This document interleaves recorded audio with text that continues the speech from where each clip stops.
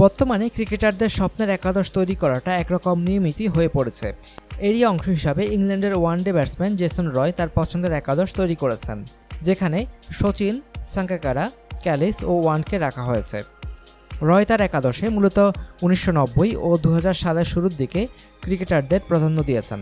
তবে জাতীয় দলের হয়ে 26 ম্যাচে 939 রান করা এই তরুণের দলের সর্বোচ্চ 4 জন রেখেছেন ইংল্যান্ড থেকে।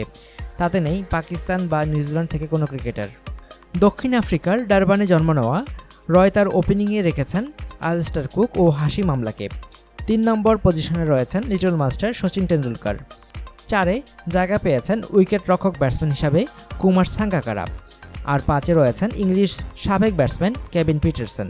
দলে পেস বোলিং অলরাউন্ডার হিসেবে রাখা হয়েছে জ্যাক ক্যালিস ও অ্যান্ড্রু ফ্লিনটফকে। একমাত্র স্পিনার হিসাবে আছেন শেন ওয়ার্ন। পেস বোলিংয়ের মূল দায়িত্বে আছেন ক্যারিবীয় ইয়ান বিশপ। অন্য দুজন হলেন জেমস অ্যান্ডারসন ও ডেল স্টেইন।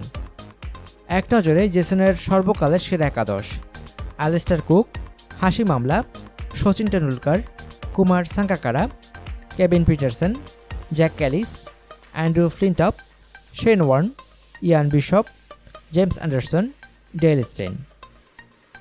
অনুগ্রহপূর্বক সংবাদটি শেয়ার করুন এবং খেলাধুলার সর্বশেষ খবর জানতে স্পোর্টস লাইট সাবস্ক্রাইব করে রাখুন।